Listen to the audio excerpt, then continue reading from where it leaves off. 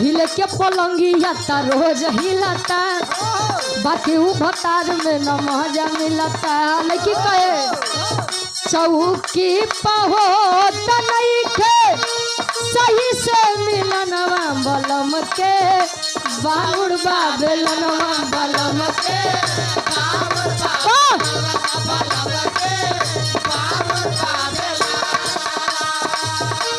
बलम के बांगुड़ बेलनवा बलम के